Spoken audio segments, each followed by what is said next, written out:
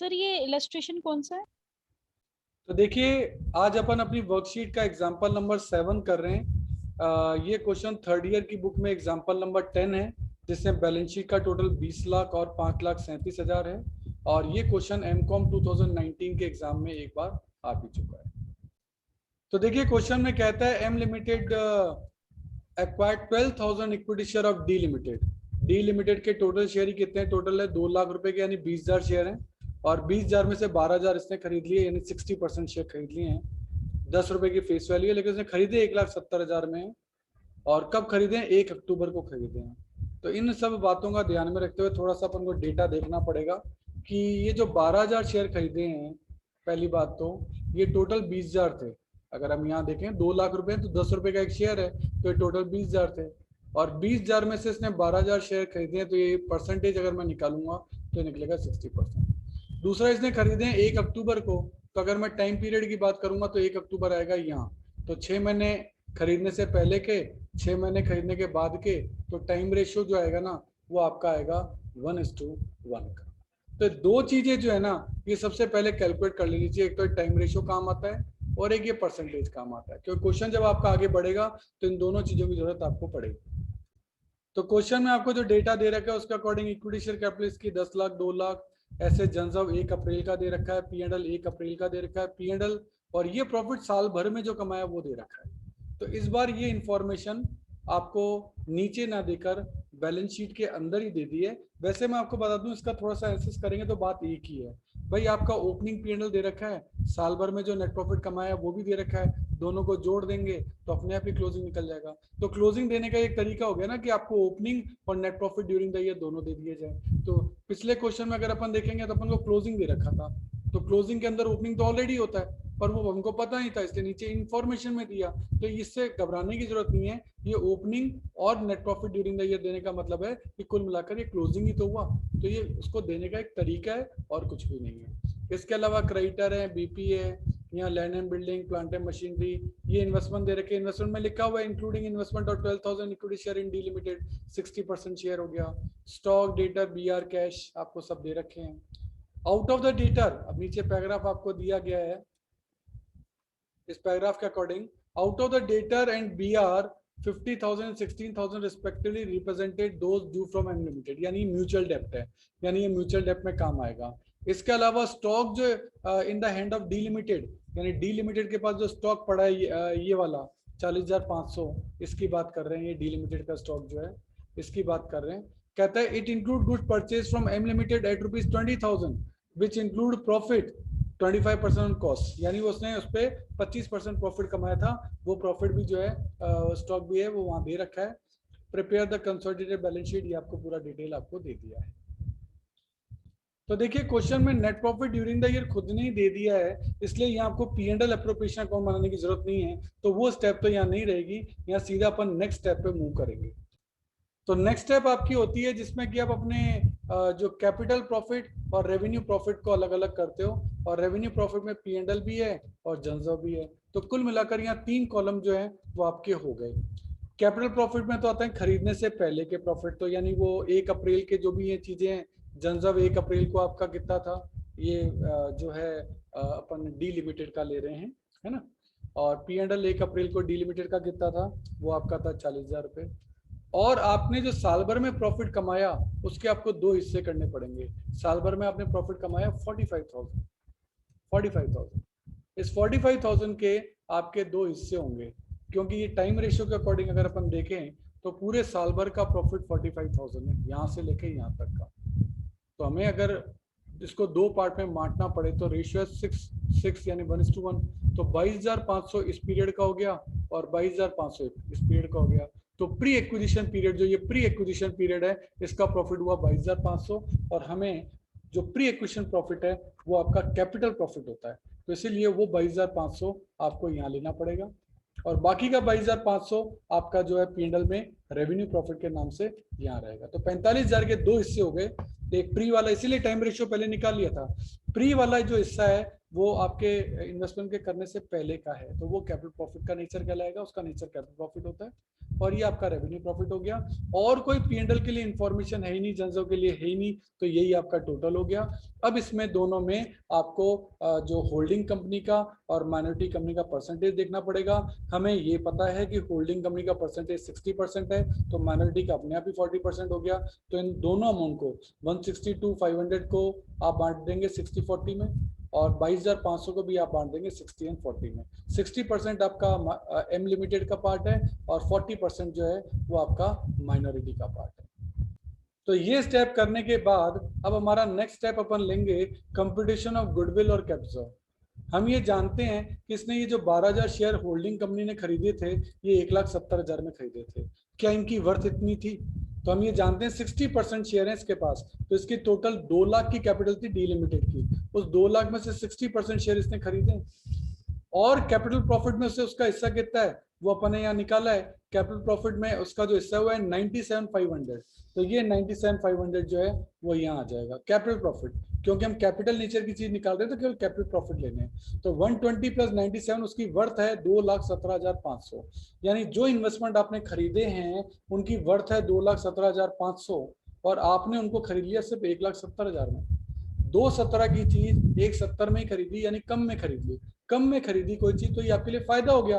फायदा हो गया तो एक कैपिटल रिजर्व में जाएगा, तो कैपिटल रिजर्व आपका हो गया 47,500। ध्यान दीजिएगा, जब आप यहाँ चीजें कर रहे हैं, यहाँ सारी चीजें वो हो रही हैं जो कि नेटवर्थ में थी, और नेटवर्थ में जितनी भी चीजें या गुडविल कैपिटल की कैलकुलेशन में जितनी भी चीजें हैं, अब ये जो चीजें हैं ये बैलेंस शीट में नहीं आएंगी। ये बात जब बैलेंस शीट करेंगे तब ये बात आप स्पेशली ध्यान रखिएगा। नाउ नेक्स्ट स्टेप हम लेंगे माइनॉरिटी का क्या इंटरेस्ट है। तो हम ये जानते हैं कि जो 60% पार्ट है वो तो अपन ने दे दिया था किसको, होल्डिंग कंपनी को, और 40% पार्ट जो है वो आपका रहेगा किसके पास, माइनॉरिटी के पास। तो 2 लाख का 40% ये माइनॉरिटी को मिला। अब माइनॉरिटी के दो हिस्से अपन ने ऊपर निकाले थे, चेक करेंगे। माइनॉरिटी के दो हिस्से अपन ने यहाँ निकाले थे, एक तो ये कैपिटल प्रॉफिट में जो हिस्सा है कैपिटल प्रॉफिट में, और एक रेवेन्यू प्रॉफिट में जो हिस्सा है 9,000। दोनों प्रॉफिट में उसका हिस्सा है 65 और 9, तो ये 65 और 9 यहाँ आ जाएगा। तो माइनॉरिटी का जो टोटल इंटरेस्ट आ गया वो 1,54,000 में लाइबिलिटी के अंदर दिखाया जाएगा। एक सेपरेट हेडिंग के रूप में माइनॉरिटी शेयर होल्डर इंटरेस्ट कितना है वो अलग से दिखाना पड़ेगा।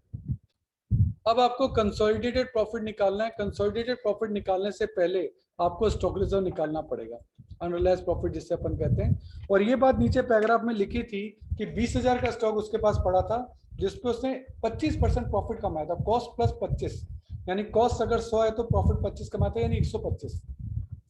तो 20,000 जो 125 है तो 25 कितना होगा, 20,000 125 है तो 25 कितना होगा, 4,000 रुपए का आपका स्टॉक रिजर्व जो है वो कमाया गया था।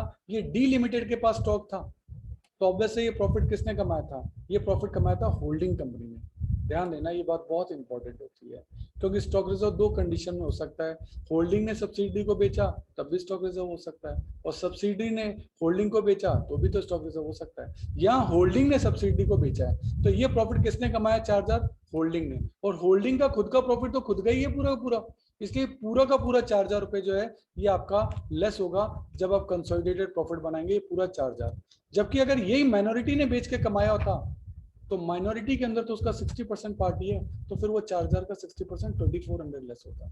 पर यहाँ ये माल बेचा था होल्डिंग कंपनी ने, तो प्रॉफिट कमाया था होल्डिंग कंपनी ने, तो होल्डिंग कंपनी का पूरा प्रॉफिट तो खुद होल्डिंग का ही है, उसमें तो किसी का कोई लेना देना है ही नहीं, इसीलिए ये पूरा का पूरा 4,000 रुपए जो है वो आपका यहाँ लेस हुआ है, ये बात ध्यान रखिएगा।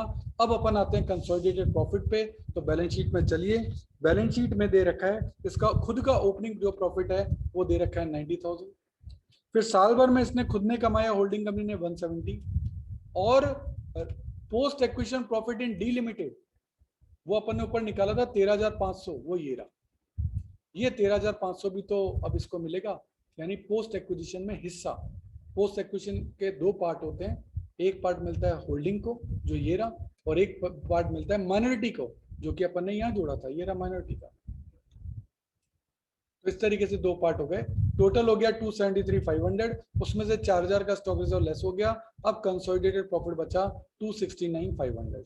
तो हमने होल्डिंग कंपनी के प्रॉफिट को 4,000 से कम किया तो प्रॉफिट साइड कम हो गई। इतने ही रुपए से स्टॉक भी कम किया जाएगा, तभी बैलेंस शीट की दोनों साइड जो है 4,000 रुपए से कम होगी। तो अब अपन इसकी बनाते हैं कंसोलिडेटेड बैलेंस शीट। अब कंसोलिडेटेड बैलेंस शीट बनाए, बहुत ध्यान से देखना है। जो चीजें नेटवर्थ में इंक्लूड हो गई हैं, यानी गुडविल और कैपिटल की कैलकुलेशन में शामिल हो गई हैं, वो कंसोलिडेटेड बैलेंस शीट में नहीं आएंगी। तो यहाँ आप ध्यान देना है एम लिमिटेड का, क्योंकि हम एम लिमिटेड की बैलेंस शीट बेसिकली देख रहे हैं। और एम लिमिटेड के जो आपकी इक्विटी शेयर कैपिटल खुद की है वो है 10 लाख। इसमें दूसरे की क्यों नहीं लेनी, वो तो नेटवर्थ में शामिल हो गई।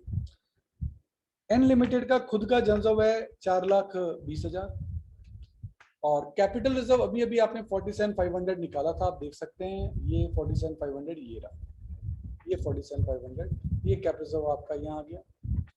4,20,000 का खुद का आपका जनरव है ही। कंसोलिडेटेड प्रॉफिट अभी अभी अपन ने लास्ट वर्किंग नोट में निकाला था 269 समथिंग का, ये रहा 269,500 ये भी निकल गया। माइनॉरिटी इंटरेस्ट अपन ने अलग से निकाला था 1,54,000 का, आप चेक कर सकते हैं, ये आपका माइनॉरिटी इंटरेस्ट ये रहा। तो ये सब चीजें जो है वो आपको बारी बारी से यहाँ मिलेंगी, आपको इसका ध्यान रखना पड़ेगा। तो इस तरीके से अपनी जो लाइबिलिटी साइड के ये आइटम तो कंप्लीट हो गए, माइनॉरिटी अपन ने निकाल लिया। अब क्रेडिटर्स में अगर अपन देखें, क्रेडिटर्स पहले के हैं 240, दूसरे के हैं 92, माइनस म्यूचुअल डेप्ट आपको बैलेंस शीट के नीचे आपको दे रखे थे कि इनके आपस के जो डेटर क्रेडिटर 50,000 है, तो म्यूचुअल डेप्ट 50,000 रुपये लेस कर दो। तो ए प्लस बी माइनस म्यूचुअल डेप्ट के फॉर्मूले से हो रहा है। सेम बीपी है ए के बी के माइनस म्यूचुअल डेप्ट इनके आपस में 16,000 है जो नीचे बैलेंस शीट में दे रखे हैं, उनको लेस कर दो। इस तरह से बैलेंस शीट का टोटल आ गया 22,97,000। सेम बात आप एसेट्स में करेंगे। एसेट्स में आप देखिए, सबसे पहले land and building 4 and 1 lakh, total हो गया 5 लाख। प्लांट एंड मशीनरी है 5 लाख प्लस 1 लाख, टोटल हो गया 6 लाख। अब गुडविल की बात करें तो गुडविल इसकी 3,70,000 है, 3,70,000। लेकिन इसमें मैं आपको एक बात बताऊंगा, यहाँ गुडविल है और यहाँ कैपिटल रिजर्व है, ये दोनों एक साथ नहीं रहने चाहिए, तो इसलिए दोनों में से एक को खत्म होना पड़ेगा। तो इसको इससे आप देखेंगे, इसमें छोटा वाला खत्म हो जाएगा, यानी 47,500 यहाँ से हटा दो, इसमें से 47,500 आप क्या करेंगे, लेस कर देंगे। क्योंकि प्रैक्टिकली ऐसा होता नहीं है कि गुडविल और कैपिटल दोनों, तो ये 47,500 यहाँ लेस होने चाहिए और ये यहाँ से हट जाएंगे, है ना। ये ज्यादा अच्छा रहेगा, नेट करके आप यहाँ दिखाएं। बाकी ये भी ठीक है, मैं गलत नहीं कहूंगा, पर नॉर्मली इसको इस तरह से कैपिटल को छोटे वाले फिगर जो भी हो, अगर गुडविल कम होता तो गुडविल खत्म हो जाता, अब यहाँ कैपिटल है तो कैपिटल खत्म हो जाएगा। इसके अलावा इन्वेस्टमेंट की बात करें तो 2 लाख के इन्वेस्टमेंट थे, उसमें से 1,70,000 की इन्वेस्टमेंट तो आपने नेट जो आपने निकाला था गुडविल और कैपिटल उसके अंदर यूज कर लिया, नेटवर्थ में यूज कर लिया, तो वो तो ले नहीं सकते, तो बाकी के 30,000 आपको यहाँ दिखाने हैं। इसके अलावा एसेट की बात करें तो स्टॉक दे रखा है, स्टॉक दोनों ए प्लस बी को जोड़ना है और जो अनरियलाइज प्रॉफिट है वो लेस करना है, क्योंकि अनरियलाइज प्रॉफिट आपने लाइबिलिटी में भी लेस किया था। सर लाइबिलिटी में कहाँ लेस किया था, देखो लाइबिलिटी में वो कंसोलिडेटेड प्रॉफिट में लेस हुआ था। सर कंसोलिडेटेड प्रॉफिट में वो कहाँ लेस हुआ था, तो कंसोलिडेटेड प्रॉफिट में आप ये देखिए, ये 4,000 मैंने कंसोलिडेटेड प्रॉफिट में लेस किए थे, तो एक लाइबिलिटी से भी 4,000 कम हो गया और एसेट से भी 4,000 कम हो गया। सेम बात डेटर है, डेटर ए के हैं 30,000, बी के हैं 134,500 और म्यूचुअल है 50,000, जैसे इसके तो लाइबिलिटीज में थे, ये 50,000 इसकी एसेट्स में होंगे, तो वो यहाँ हो गए। सेम बी आर ए और बी के 20 और 30 माइनस म्यूचुअल डेप्ट 16,000 के, तो क्योंकि 16,000 यहाँ से लेस हुए हैं क्रेडिटर में से, तो 16,000 यहाँ एसेट में से भी लेस होंगे। भाई बैलेंस शीट की एसेट और लाइबिलिटी पे तो इम्पैक्ट बराबर पड़ना चाहिए ना, तो जब लाइबिलिटी में 50,000 डेटर के लेस हुए हैं तो एसेट्स में से भी लेस होने चाहिए, और बीपी में जब 16,000 लेस हुए हैं तो एसेट में से भी लेस होने चाहिए। इस तरीके से ये आपके नेट फिगर जो हैं आपके आ जाएंगे।